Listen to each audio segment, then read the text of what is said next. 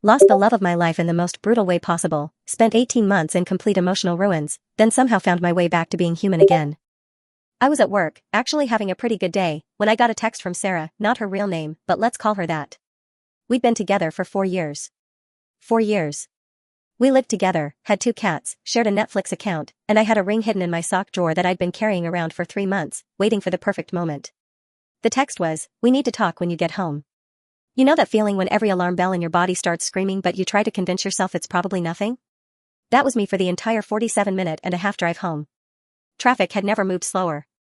"I'm leaving," she said. Not "we need to break up" or "this isn't working" or any of the cushioned ways people usually deliver life-altering news. Just "I'm leaving." I stood there like an idiot, still holding my work bag, trying to process what was happening. "What do you mean you're leaving? Where are you going? What's bad? We can talk about whatever it is." That's when she told me about Marcus.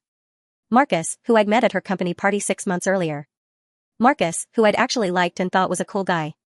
Marcus, who had apparently been sharing my girlfriend's bed for the past 4 months while I was working late shifts to save money for the ring that was still hidden in my sock drawer. The details don't matter now, but God, they mattered then. She didn't cry. Just said she was happier with him and that she should have done this sooner. I stood in that apartment for 2 hours without moving. Just stood there, staring at the indent in the couch where she used to sit, trying to understand how 4 years of my life had just evaporated in 15 minutes. The first week was the worst. I couldn't eat, physically couldn't swallow food. Lost 12 pounds in 5 days. Kept checking my phone every 30 seconds, convinced she'd text me and say it was all a mistake. But she never did. Week 2 I started going through our photos, reading old text messages, stalking her social media.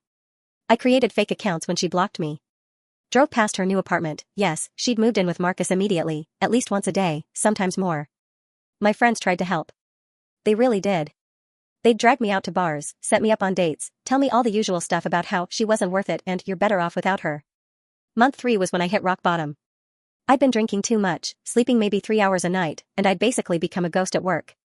I remember standing in the shower one morning, and I just broke. That's when I realized I needed real help. I started therapy. Dr. Rodriguez, bless that woman, became my lifeline. She also helped me see how toxic my behaviors had become. The stalking, the obsessing, the way I'd been treating my own body. The therapy helped, but it was slow. So painfully slow. Some days I'd feel like I was making progress, and then I'd see a couple holding hands on the street and spiral back into despair. I'd have good weeks followed by terrible weeks. Month 6 was when I started journaling. I know, it sounds cheesy. But writing down my thoughts, my feelings, my progress, and setbacks.